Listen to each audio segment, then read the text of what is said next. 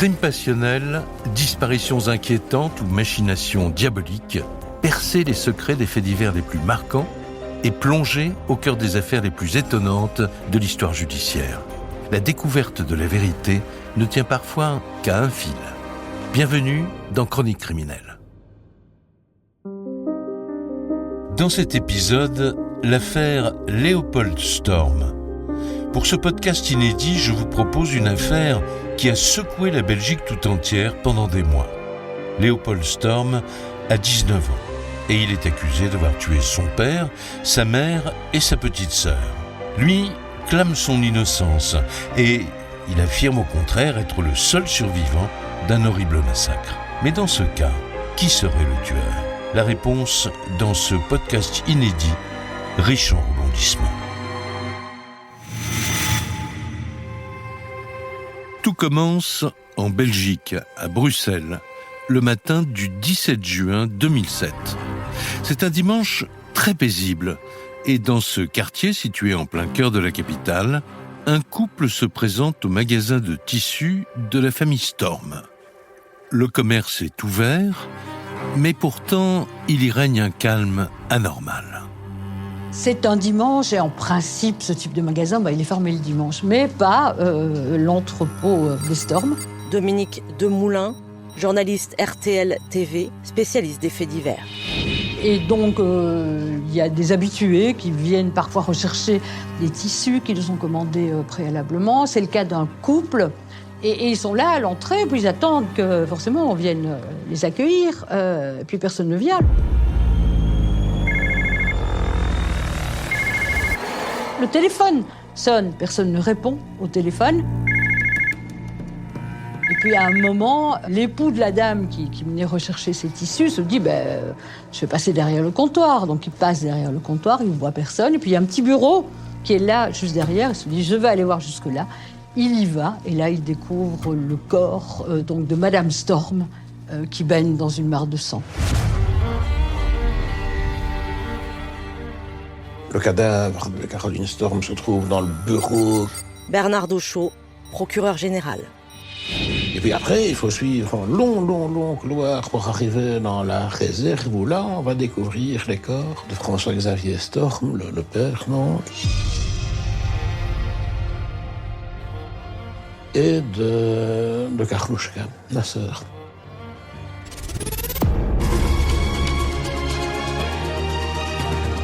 Les corps sont découverts le lendemain des meurtres. Les 3 personnes ont été poignardées par des dizaines de coups de couteau. Immédiatement, la police criminelle de Bruxelles est alertée. À l'époque, c'est Jean-Michel Lemoine qui dirige le service des homicides. Donc, je suis responsable du service homicide à la police judiciaire fédérale de Bruxelles. Et le 17 juin 2007...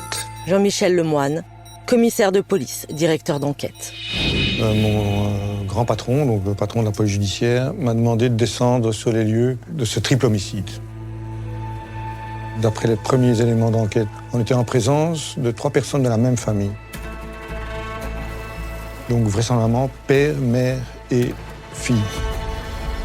De nombreux coups de couteau, de nombreux coups liés à l'usage d'une arme blanche. Jean-Michel Lemoine est accompagné d'un spécialiste des scènes de crime, Xavier Breuls. Ce policier chevronné s'apprête à jouer un rôle essentiel dans cette affaire qui va bouleverser la Belgique tout entière. Je travaillais à l'époque au laboratoire de police technique et scientifique de la police judiciaire de Bruxelles. Donc c'est une équipe qui est disponible. Xavier Breuls, commissaire de police technique et scientifique. Qui a pour mission d'intervenir pour récolter les indices, fixer la scène du crime. Il est ce qu'on appelle un expert. Et aujourd'hui encore, il se souvient de sa première impression. On est quand même frappé par la multitude des coups portés. Donc pour les 3 victimes, on arrive tout de suite à une petite centaine de coups de couteau. Que les victimes se partagent de manière inégale. Donc celle qui a ramassé le plus de coups, c'est la fille, puisqu'on va retrouver des lésions au niveau des doigts, des mains, des bras. qui laisse sous-entendre qu'il y a eu des mouvements de défense, en tout cas. On peut se poser la question d'un acharnement. Il y a du sang partout, hein. Le bureau de Caroline Storm et le cadavre, c'est 33 coups de couteau. Beaucoup de sang. Et ce sera confirmé par la suite que c'est généré tout simplement par la multitude de coups portés à l'aide d'une arme blanche. C'est un massacre, forcément, une centaine de coups de couteau, ça ne peut être qu'un massacre. Et puis, c'est du tissu, ce sont des tapis qui sont complètement imprégnés par le sang des victimes. C'est une affaire qui est intrigante en raison du nombre de victimes et de la manière dont ces victimes sont mortes. Donc 3 corps, c'est déjà pas habituel. On a déjà vécu beaucoup de choses, mais là, on est quand même en présence d'un crime extrêmement violent. Et cette violence ne colle pas avec ce paisible quartier situé en plein centre-ville et jalonné de petits commerces. C'est un quartier très particulier à Bruxelles, hein. C'est le quartier des Marolles, c'est un quartier historique, c'est un quartier extrêmement populaire. Ce quartier, il est en contrebas du palais de justice, donc vraiment au centre de la ville. Hein. Et à l'époque, déjà, il y a pas mal d'antiquaires, de brocanteurs, des petits cafés, des rues pavées. Voilà, c'est un quartier pittoresque où les touristes vont volontiers. Les policiers contactent immédiatement l'entourage des victimes. Il faut recueillir le plus vite possible toute information qui pourrait être utile à l'enquête. C'est alors qu'ils apprennent qu'un 4e membre de la famille aurait échappé à ce massacre. Il s'agit de Léopold, le fils de 19 ans. Fort heureusement, le jeune homme était absent pour le week-end. Il se trouvait à La Panne, en bord de mer, dans un appartement appartenant au Storm. C'est là qu'il révisait ses examens de fin d'année. Léopold, son père l'envoyait dans l'appartement de La Panne, en général, avant les examens, pour qu'il travaille, pour qu'il prépare ses examens en étant un peu isolé. Les enquêteurs appellent le jeune homme et lui demandent de rentrer de toute urgence. On invite Léopold à se présenter à nous, de manière à avoir justement des explications par rapport à ce qui pourrait justifier justement une telle sauvagerie. Donc on démarre une enquête, donc on part de zéro, et on va exploiter les différentes pistes, hypothèses de travail possibles. Sans savoir ce qui l'attend, Léopold prend le premier train pour Bruxelles. Quand Léopold descend du train avec le policier, ils vont vers le commissariat. Et forcément, il doit bien lui expliquer ce qui s'est passé. En l'occurrence, que son père, sa mère et sa sœur sont morts, tous les 3. Et je crois qu'à ce moment-là, il va pleurer. Il va à ce moment-là pleurer. En un instant, l'univers de Léopold s'effondre. Il vient de perdre toute sa famille. Les policiers le prennent en charge. D'autant que le jeune homme est déjà fragilisé. Il s'est blessé dans un accident de vélo et il vient tout juste de faire recoudre sa main. Il est transféré vers le commissariat de police de Bruxelles pour pouvoir procéder à son audition. Je me souviens que la collègue a tout de suite communiqué le fait qu'il portait des blessures aux mains. Il a été entendu par rapport à ces blessures. Il a dit qu'il avait fait un accident de vélo. Les policiers le mettent à l'abri dans leurs locaux et commencent une enquête minutieuse sur cette famille Storm. Qui sont-ils ? Et qui pouvait leur en vouloir ? Le père François-Xavier Storm était quelqu'un d'extrêmement honnête, de travailleur, pour qui un franc était un franc. Son épouse, elle partageait totalement les valeurs de son mari. On a tout de suite eu les informations qu'il s'agissait d'une famille de commerçants qui avait donc pignon sur rue et donc qui avait commencé au départ avec de la brocante, si j'ai bonne mémoire, et qui avait ouvert un magasin de tissus. Là, ils avaient plusieurs biens immobiliers, donc c'est des gens tout à fait respectables. C'est la famille parfaite, hein. Sur toutes les photos, ils sont plutôt endimanchés, bien habillés, ils sont à des fêtes, fêtes de mariage, fêtes de fin d'année, ou bien ils sont en vacances, à la mer, à la montagne. Dominique Demoulin, journaliste RTL TV, spécialiste des faits divers. Donc c'est plutôt une famille aisée, des gens bien élevés, avec 2 grands-enfants qui vont évidemment faire de brillantes études et qui vont évidemment réussir dans la vie. Il vivait au Sablon à Bruxelles, qui est un des quartiers les plus chics et les plus emblématiques de Bruxelles. Ils ont encore pas mal de propriétés, effectivement. Il y a ce magasin, cet entrepôt au centre de Bruxelles. Il y a un appartement à La Panne, donc à la côte belge. Et puis ils envisagent d'acheter une maison en Grèce, d'aller s'établir là-bas. Bref, les Storm font partie de la bonne bourgeoisie bruxelloise. Une famille idyllique. C'est la famille parfaite. Cette famille était un exemple pour tout le monde. Jean-Philippe Mayence, avocat de Léopold Storm. Un exemple de conciliation, un exemple de douceur, un exemple de franchise, un exemple d'amour. Enfin, vraiment, il n'y avait pas un nuage sur cette famille. C'est une famille fusionnelle. Une famille qui te baigne dans l'harmonie, dans l'amour, dans les déclarations d'amour, dans les comportements d'amour. Bernard Dauchaud, procureur général. Un des témoins utilisera plus tard cette expression, une famille un peu à Alice au pays des merveilles. Et puis il y a le jeune Léopold qui poursuit de brillantes études. Depuis quelques mois, il file le parfait amour avec la jeune et jolie Axel qu'il a rencontrée à l'université. Et Léopold, qui montre de l'amour à tout le monde, qui les tonnes de petits post-it sur les frigos. Papa, je t'aime, maman, je t'aime, ma soeur, je t'aime. Mais alors, pourquoi cette famille sans aucune ombre au tableau se retrouve-t-elle au cœur d'un horrible fait divers ?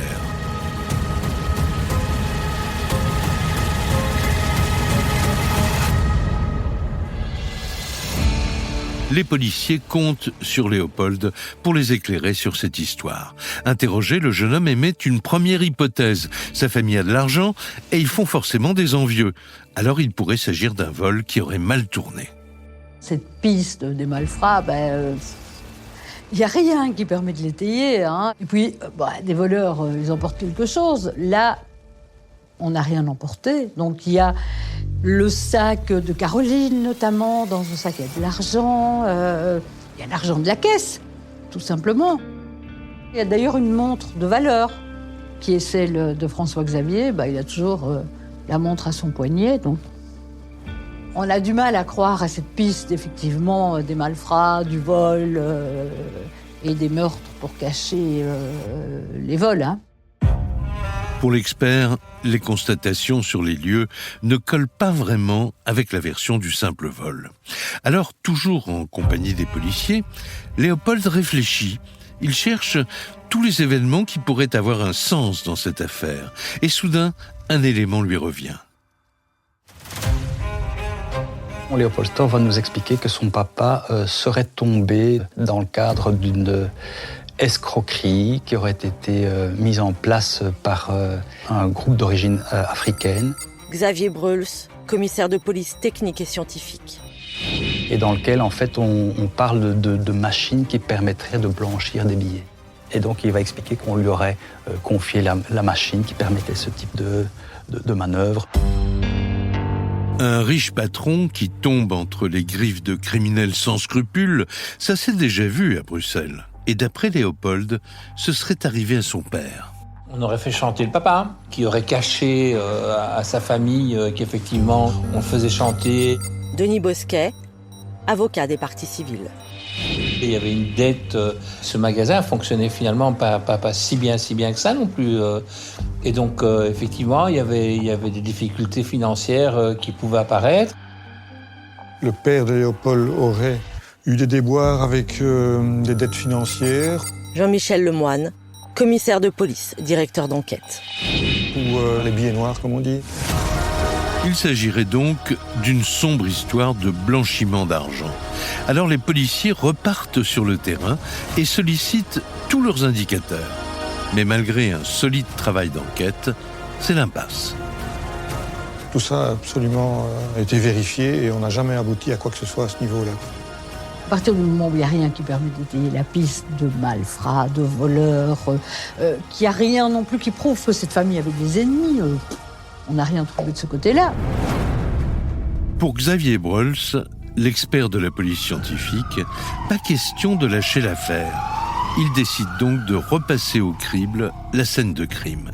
Et sa ténacité va finir par payer. Pour vous donner une idée, l'ensemble de ce dossier ne comprend pas moins de 4000 images. Il y a un nombre assez impressionnant de prélèvements qui sont réalisés. Donc ça peut être la recherche d'empreintes digitales, par exemple. Dans ce dossier, on a sélectionné et on a analysé 165 prélèvements. C'est juste énorme. Et donc, chaque victime va faire l'objet de toute une série d'examens. Parmi des dizaines d'éléments relevés, l'un d'eux va particulièrement attirer son attention. On a eu l'attention assez rapidement attirée par la présence de fragments, de traces de semelles de chaussures ensanglantées, qu'on va retrouver autour des corps. Pour Xavier Brols, cette trace de pas est un grain de sable capital. Cela va lui permettre de déjouer un incroyable scénario machiavélique.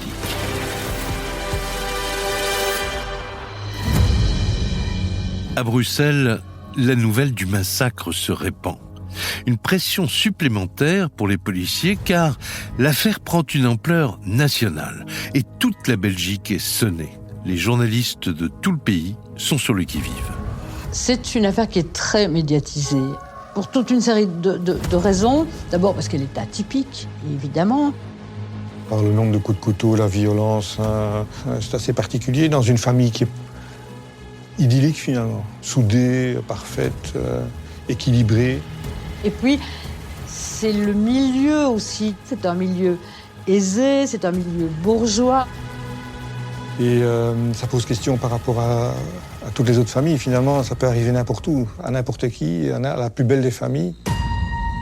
Pour l'expert Brols et ses collègues, il est urgent d'agir. Il commence par s'intéresser de plus près à l'une des trois victimes, Karlouchka, la fille de la famille. Car les agresseurs se sont acharnés sur elle. 44 coups de couteau. Pourquoi une telle violence ? Ils vont donc s'intéresser à son emploi du temps au cours des dernières heures. Et pour commencer, ils passent au crible son téléphone. Comme dans nombre d'autres affaires criminelles d'ailleurs, c'est la téléphonie qui va donner un point de départ à cette enquête. Karlouchka a reçu un appel très peu de temps avant sa mort. Et la dernière personne à avoir contacté la jeune fille, c'est son frère, Léopold. Le jeune homme aurait donc appelé sa sœur depuis le bord de mer où il se trouvait au moment du meurtre. Mais alors, pourquoi n'en a-t-il pas parlé aux policiers ? L'officier Brols n'est pas au bout de ses surprises. Léopold Storm dispose de 4 ou 5 appareils GSM différents. Ça va permettre sa localisation. Le téléphone de Léopold va permettre d'établir qu'effectivement, il n'a pas dit toute la vérité, c'est le moins qu'on puisse en dire, et qu'il n'a pas passé tout son week-end à La Panne, qu'il est revenu à Bruxelles. On va vite s'apercevoir qu'en fait, il est venu à Bruxelles le samedi 16 et il est arrivé à la gare du Midi où on le voit borné aux alentours de 17h et il repart vers la côte aux alentours de 19h. On va s'apercevoir, ce qu'il avait toujours nié, on va s'apercevoir qu'il était à Bruxelles le jour des faits et au moment des faits. Les images de vidéosurveillance de la gare de Bruxelles ne laissent aucun doute aux policiers. Léopold y apparaît clairement le samedi 16 juin. Pourquoi ce retour à Bruxelles ? Pourquoi être reparti après à la mer ? Toutes ces questions, évidemment, elles sont ouvertes. C'est un tournant radical pour les enquêteurs. Léopold, qui jusqu'ici était un simple témoin, voire une victime, devient un protagoniste intrigant. Pourquoi leur a-t-il caché cet aller-retour à Bruxelles au moment du meurtre ? Il est entendu à nouveau. Il n'a pas le choix, effectivement, il doit bien avouer un certain nombre de choses, donc qu'il est revenu à Bruxelles, qu'il est allé au magasin de ses parents, et c'est là qu'on va avoir une deuxième version. Léopold explique que lors de son week-end au bord de la mer, il a perdu son portefeuille à la panne. Il a donc décidé de faire un aller-retour imprévu à Bruxelles pour y récupérer des papiers. Pour les enquêteurs, ce voyage change tout. Léopold se serait donc trouvé auprès de ses parents au moment du meurtre, ce qu'il confirme finalement aux policiers. Et il leur livre une histoire incroyable. Il était dans le magasin quand, dit-il, des hommes en noir sont arrivés. Dominique Demoulin, journaliste RTL TV, spécialiste des faits divers.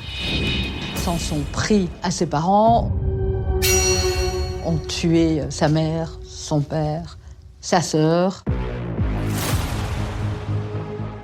Léopold affirme avoir été lui aussi agressé par ces mystérieux tueurs en noir.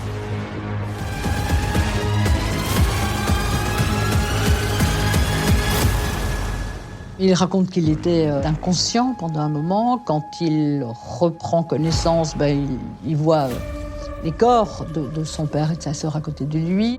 Le couteau sur le corps de sa sœur, donc il va enlever ce couteau. Il va paniquer, puis il sait plus ce qu'il doit faire. Il ne sait plus comment il s'appelle quasiment. Il se dit je vais retourner à la panne. Les enquêteurs s'interrogent. Pourquoi n'a-t-il pas appelé la police ? Alors Léopold Storm va nous expliquer que donc, si Léopold Storm parlait des agresseurs, les agresseurs s'en prendraient à sa famille, ce qui reste, et à sa copine. Pour les policiers, cette version semble peu crédible. Léopold devient subitement un sérieux suspect. Mais comment ce jeune homme bien sous tout rapport, à peine sorti de l'adolescence, aurait-il pu commettre un triple crime aussi sanglant et atroce ? Les enquêteurs sont au début d'une des affaires les plus mystérieuses que la Belgique ait jamais connues. Alors que Xavier Breul commence à suspecter le jeune Léopold, il découvre pourtant un indice qui confirme la version des faits du jeune homme. On a retrouvé de l'ADN qu'on appelait X, puisque c'est quelqu'un d'inconnu, et par la suite même un Y. Ça veut dire qu'il y a 2 ADN qui étaient non identifiés. Alors, la juge d'instruction a pris ça très au sérieux. Jean-Philippe Mayence, avocat de Léopold Storm. Ils ont fait vérifier les ADN de tous les intervenants, que ce soit des policiers, les premiers secours, etc., pour vérifier s'ils n'avaient pas laissé leur ADN. Puisque comme on a vérifié et que c'est pas eux, et qu'ils n'ont pas laissé leur ADN, à qui sont ces ADN ? Ces 2 ADN pourraient confirmer la présence de tueurs sur place le jour du crime. Alors Xavier Breul continue de faire parler la scène de crime. Et il s'aperçoit que quelqu'un a essayé de la nettoyer. Ces fameux tueurs en noir ou Léopold lui-même. Le jeune homme est à nouveau sur la sellette, mais il se justifie. Il a peur qu'on l'accuse, évidemment, de ces meurtres. Son père, sa mère, sa sœur ont été tués. Comment se fait-il que lui ait la vie sauve ? Donc il se dit, à tous les coups, moi je serai le premier suspect. Et on va pas me croire quand je vais raconter cette histoire de malfrats qui s'en sont pris à ma famille. Alors Léopold Storm va nous expliquer qu'il a nettoyé la scène de crime, et donc pour effacer les traces, parce qu'il ne voulait pas être impliqué dans les faits. Jean-Michel Lemoine, commissaire de police, directeur d'enquête. Ensuite, il va se changer, il va se débarrasser de ses vêtements à lui qui sont maculés de sang pour les jeter à la côte, dans des différentes poubelles. Cette nouvelle explication conforte les policiers dans leur idée que Léopold serait bien impliqué dans le triple meurtre. Alors, pour essayer de mieux cerner ce personnage étrange, il décide d'étudier d'un peu plus près la personnalité du jeune homme. Et ils ne vont pas être déçus. Il est étudiant, plus touriste qu'étudiant selon moi. Donc dans la mesure où il va rater sa première année parce qu'il n'a pas suffisamment étudié. Mais on va aussi apprendre que ses parents, donc, ils ont découvert le fait qu'il fume régulièrement du hashish. Par ailleurs, on va se rendre compte aussi qu'il se livre à un trafic de hashish. On va découvrir qu'il est assidu à certains produits stupéfiants, mais également des champignons hallucinogènes. Voilà en tout cas quelqu'un qui fume des joints, on devait être à une dizaine de joints par jour, plus des champignons hallucinogènes. Bernard Dauchaud, procureur général. Et par-dessus le marché, il organise un bon petit trafic de cannabis avec 2-3 copains à l'université. On va apprendre par l'entourage que les parents sont quand même inquiets quant à l'avenir de Léopold, parce qu'il ne va pas dans le même sens que sa sœur, qui est particulièrement studieuse et sérieuse. Les enquêteurs découvrent que Léopold n'est pas du tout ce jeune homme parfait, souvent présenté comme un premier de la classe. Ils vont mettre au jour d'autres facettes de lui, beaucoup plus inquiétantes. Il est dur. Mais il y a quand même un de ses copains qui raconte aussi dans le dossier qu'une fois, il a eu une bagarre avec 3 autres gars et qu'il les a tabassés tous les 3. Et même la petite amie de Léopold, dont il est fou amoureux, révèle des éléments troublants. On va avoir entre autres sa copine qui va nous raconter qu'il était toujours porteur d'un couteau.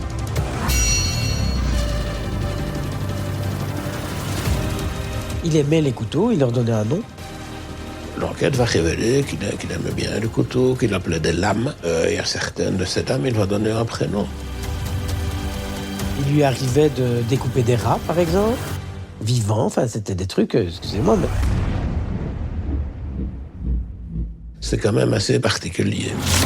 Pour les policiers, il y aurait derrière le gentil Dr Jekyll un troublant Mr Hyde, une part sombre qui ne date pas d'hier. Il apparaît que ce jeune homme bien sous tout rapport, il n'est pas vraiment bien sous tout rapport. Par exemple, alors qu'il avait 15 ans, il a mis le feu au labo de chimie dans l'école où il est étudiant. Un événement qui, à l'époque, avait failli tourner au drame. Le bâtiment est habité par un concierge et sa famille. Il a incendié ce labo de chimie et pire, il a ouvert le gaz dans le labo. Donc tout risquait effectivement de sauter.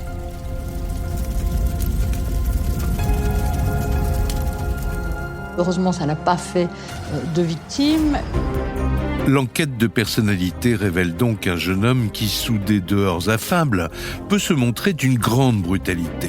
Donc pour les enquêteurs, il aurait pu commettre ces 3 meurtres. Mais Léopold ne change pas de version et il affirme toujours être victime d'une bande de tueurs. Alors, les policiers enchaînent les interrogatoires. Ils tentent de déceler des contradictions dans son récit pour lui faire avouer ses meurtres. C'est un véritable rapport de force qu'il y avait entre Léopold Storm et l'équipe d'enquête, puisque chaque fois qu'il était soumis à une contradiction ou à un élément qui n'était pas cohérent avec ses déclarations, il a inventé une nouvelle version. Et ça, c'est tout à fait intéressant et c'est tout à fait particulier. Vous voulez mon sentiment? Donc normalement un policier ne donne jamais de sentiment, mais moi je peux vous dire que c'est un festival de mensonges. Puisque vous avez une première thèse qui consiste à dire qu'il n'est pas là, une deuxième thèse qui consiste à dire qu'il est là, qu'il a assisté mais qu'il n'a rien pu faire, et une troisième thèse qui consiste à parler de menaces dont le papa aurait été victime, une quatrième thèse qui consiste à dire qu'on a d'abord tué un membre de la famille puis que la sœur est arrivée mais que lui s'est enfui, enfin bref. ça va être très incohérent à certains moments.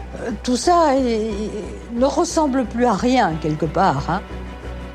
Et les explications qu'il apporte par rapport à ces éléments ne tiennent absolument pas la route. Il y a des caméras de vidéosurveillance dans le quartier, il y a des commissariats de police qui sont à proximité, mais il n'y a rien.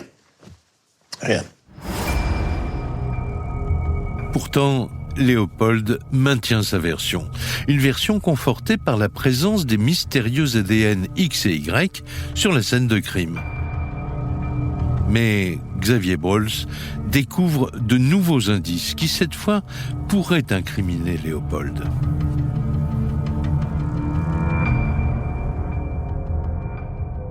On avait eu l'attention attirée par des petites gouttelettes sur le fameux chemin du couloir qu'il y a lieu d'emprunter entre le bureau et l'entrée du magasin. Xavier Brols, commissaire de police technique et scientifique. Parce que c'est disproportionné par rapport à la quantité de sang que l'on retrouve autour des 3 victimes. Et ce qui m'a tout de suite fait penser à un auteur blessé qui est sur le chemin du départ. Se pourrait-il que cet auteur soit Léopold ? Car les policiers se souviennent d'un détail lors de leur première rencontre avec le jeune homme à son retour de la panne. Il ne faut pas oublier cette trace aussi qu'il a au niveau des mains. Quand on a l'habitude des homicides avec arme blanche, on a quand même régulièrement des traces, surtout quand on donne autant de coups de couteau, ça peut laisser des traces sur les mains. L'analyse de ces traces de sang va nous apporter plusieurs éléments excessivement intéressants, notamment que toutes ces petites gouttelettes que l'on retrouve dans ce couloir appartiennent à Léopold Storm. Pour la défense, si la présence de ce sang confirme que Léopold était bien sur place, comme il le dit, elle ne prouve pas du tout qu'il ait été un tueur, mais plutôt l'une des victimes agressées par les hommes en noir. Malgré cet indice contesté par la défense, les policiers élargissent les recherches. Car si Léopold a reconnu avoir tout fait disparaître, il a peut-être oublié un détail. Déjà, le dimanche soir, il y a eu une perquisition à La Panne. Et donc, lors de cette perquisition, il y a déjà des vêtements qui sont retrouvés en train de sécher dans la salle de bain.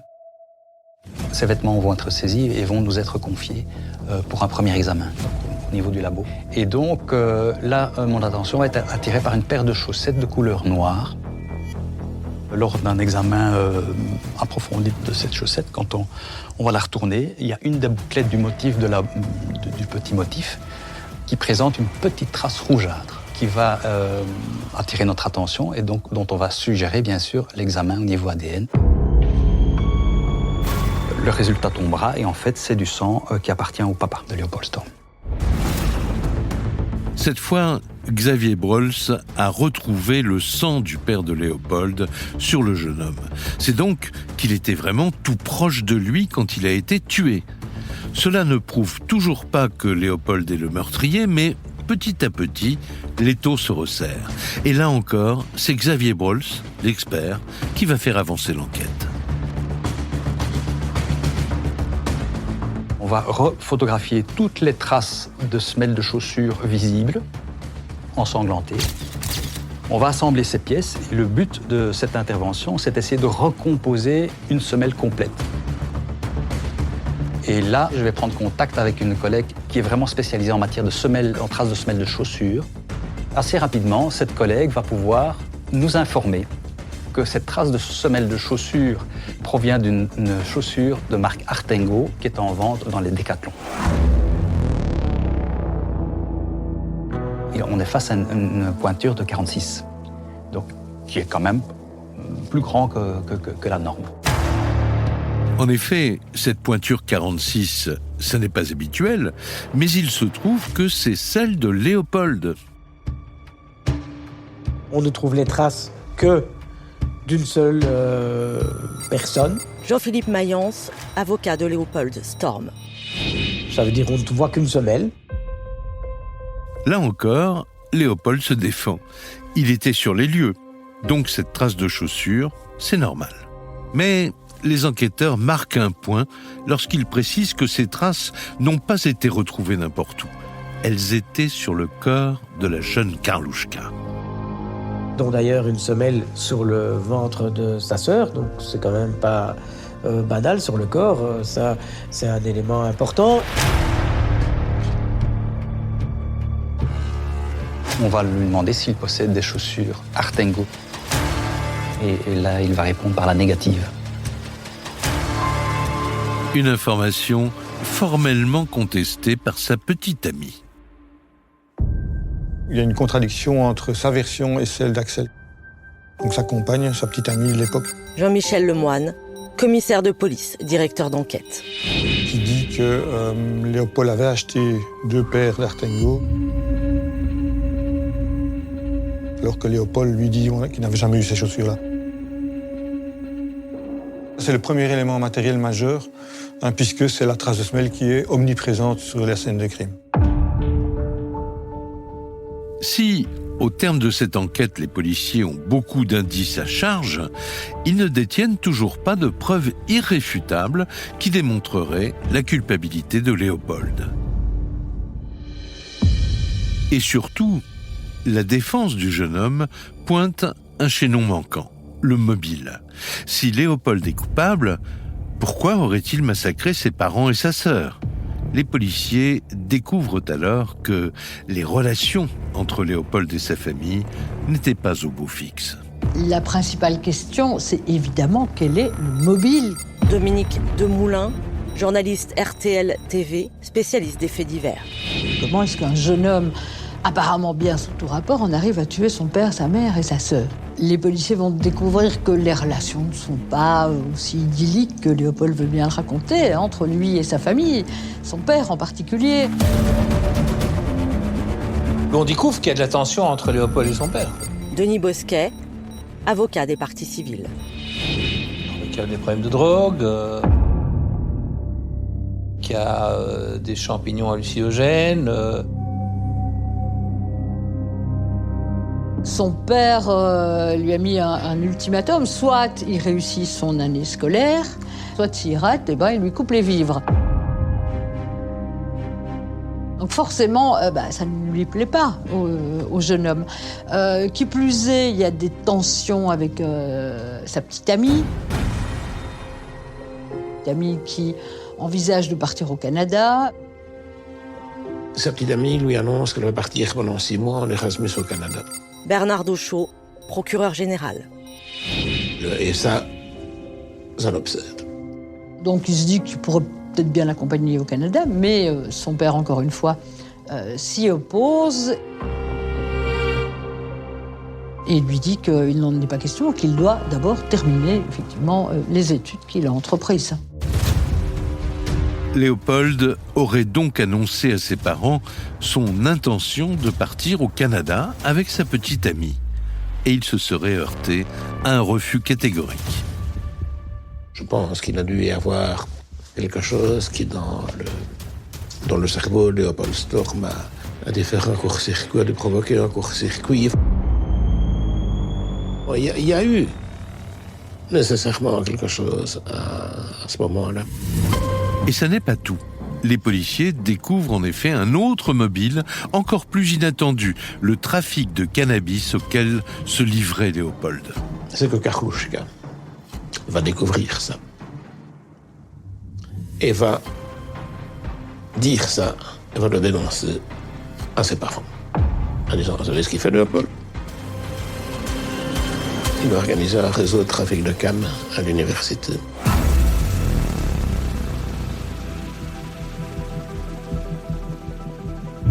Pour Bernard Dauchaud, le procureur, la répartition si inégale des coups de couteau entre les 3 victimes est peut-être déjà un élément de réponse.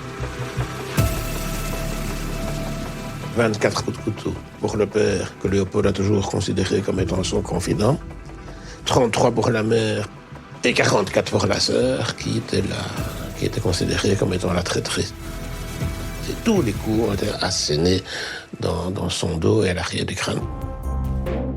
Au terme de l'instruction, la violence avec laquelle Karlouchka a été massacré devient déterminante pour les enquêteurs. Ils ont désormais un mobile et toute une série d'indices graves et concordants. Mais de son côté, Léopold nie toujours farouchement et il affirme que le dossier ne contient aucune preuve matérielle contre lui. Le jeune homme est pourtant renvoyé devant la cour d'assises de Bruxelles. Il risque la perpétuité, sauf s'il parvient à convaincre la cour qu'il est bien une victime et pas du tout un coupable.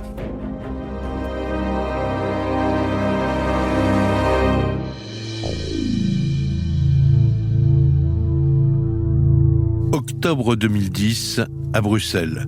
Le palais de justice est pris d'assaut. À l'intérieur, c'est salle comble.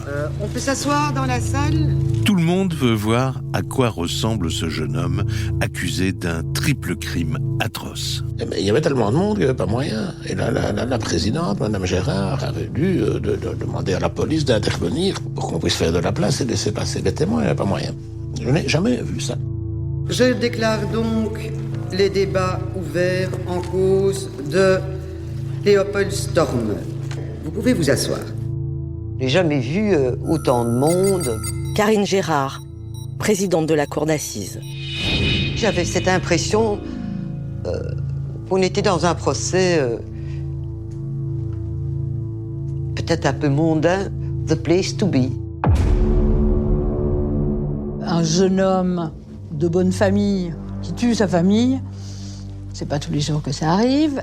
Et puis, c'est le milieu aussi dont vient Léopold Storm. C'est un milieu aisé, c'est un milieu bourgeois. Moi, je me souviens, la première fois que je l'ai vu dans ce box des accusés, c'est un jeune homme bien sous tout rapport, propre sur lui, bien habillé, avec son petit pull bleu marine, là. C'est pas le genre d'accusé que l'on voit fréquemment. Cette affaire, elle a fasciné parce que ça peut être vous demain, que vous soyez victime, comme ça. Jean-Philippe Mayence, avocat de Léopold Storm. Ou que vous ayez à l'intérieur de votre famille un enfant qui peut-être a des problèmes de stupéfiants, qui peut-être a des problèmes d'alcool, mais qui en même temps a fait des études, etc. Ben ça passionne les gens. Ben alors vous vous dites, waouh, ça c'est incroyable. Ce procès est long, il est difficile. Le dossier est touffu, il est difficile. C'était un procès d'une tension. Moi, c'était un procès dont je suis sorti essoré. Le premier jour, tous les regards se tournent vers l'accusé. Son comportement sera déterminant et il devra convaincre les jurés qu'il n'est pour rien dans la mort de sa famille et qu'il a été, lui aussi, agressé par ces mystérieux tueurs. Lorsqu'il prend la parole, l'assistance retient son souffle. J'étais présent le 16 juin 2007. Mais je peux vous affirmer, je peux vous assurer, je peux vous jurer que je n'ai pas tué mes parents et que je n'ai pas tué Karlouchka.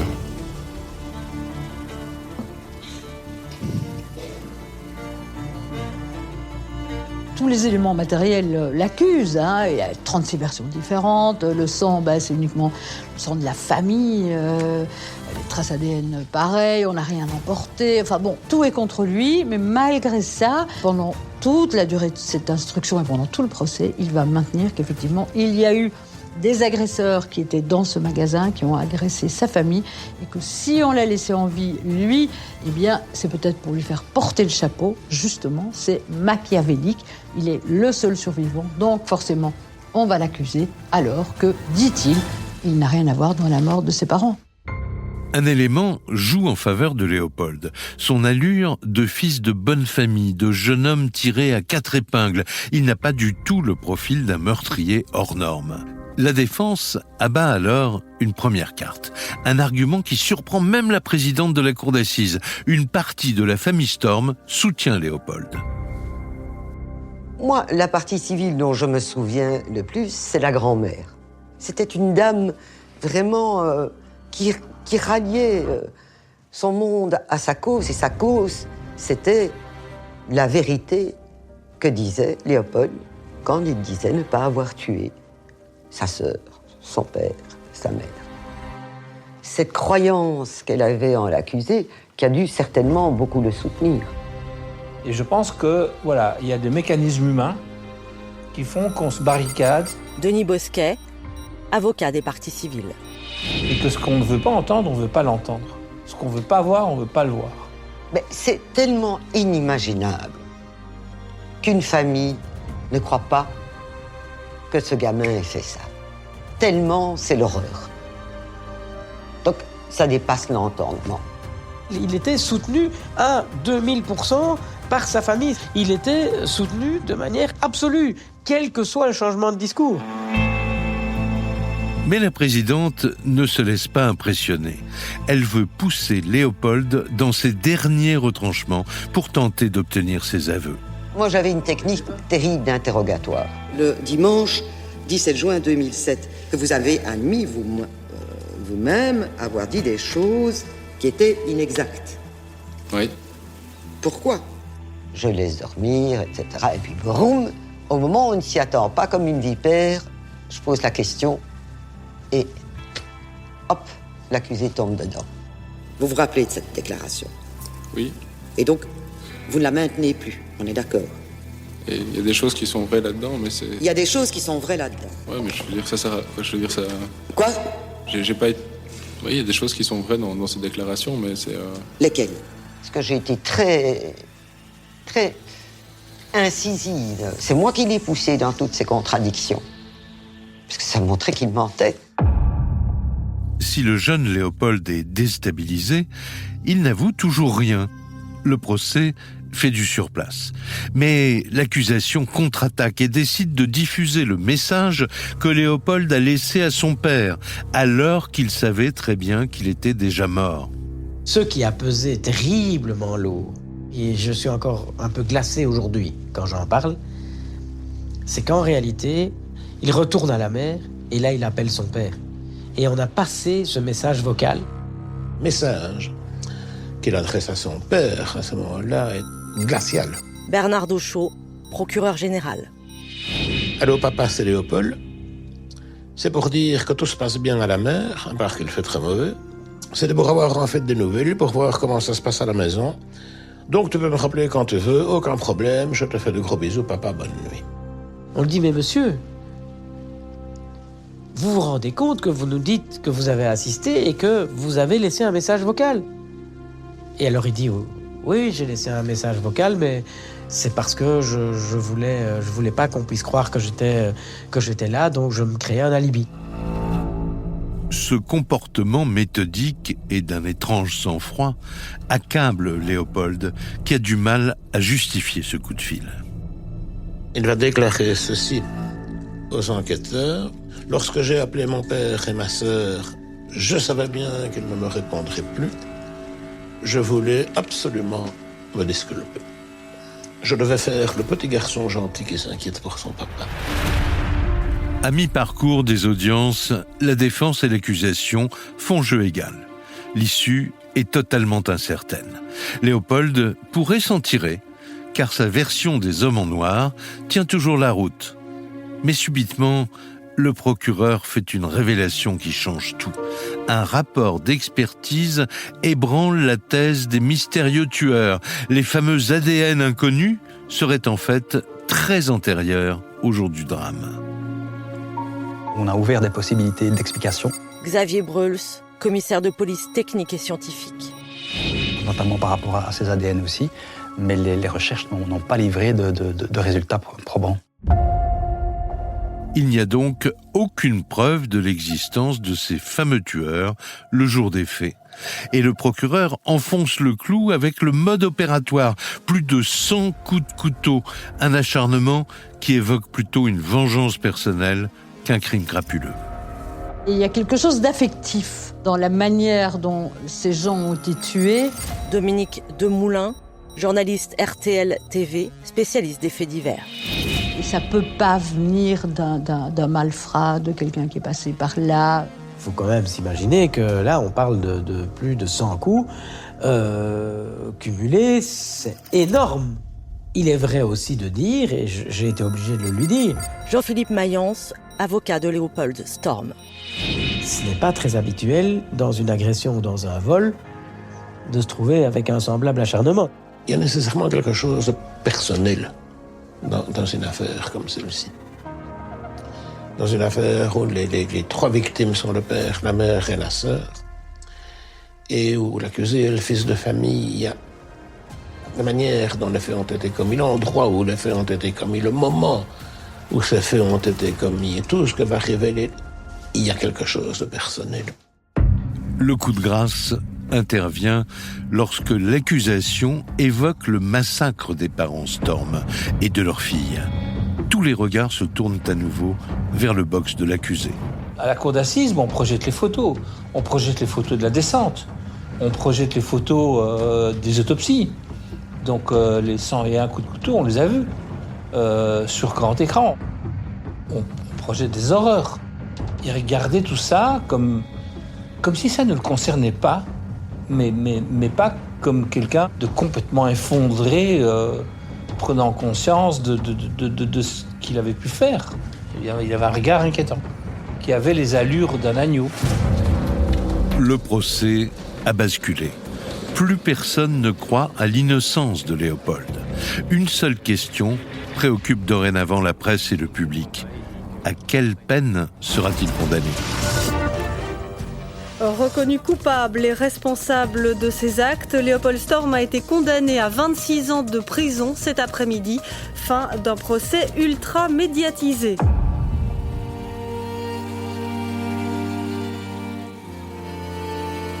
Beaucoup d'affaires laissent des souvenirs, mais celle-là m'a laissé un souvenir tout à fait particulier. On était dans une affaire qui avait un côté extraordinaire au sens propre du terme. Toute une famille qui est décimée comme ça, et on accuse le fils restant de l'avoir commis. C'est vraiment quelque chose qui sort de la norme. Honnêtement, il fallait essayer de comprendre, c'était dur. Il est évident qu'on peut parler d'une affaire hors norme. Un jeune homme de 19 ans qui est accusé d'avoir porté 24 coups de couteau à son père, 33 à sa mère et 44 à sa sœur. Ça n'arrive pas tous les jours. Donc il n'y a plus que Léopold avec sa vérité, et Léopold qui ne parlera certainement jamais. Depuis sa prison, Léopold continue de clamer son innocence et il multiplie les demandes de remise en liberté. En 2017, le tribunal d'application des peines accepte sa requête. Léopold Storm vit désormais libre.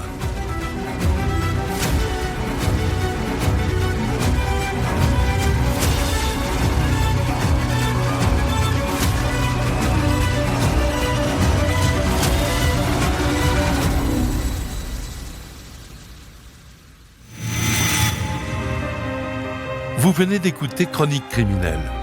Si l'épisode vous a plu, n'hésitez pas à mettre des étoiles, à commenter ou à vous abonner sur votre plateforme d'écoute préférée. Et retrouvez dès la semaine prochaine un nouvel épisode de Chronique criminelle.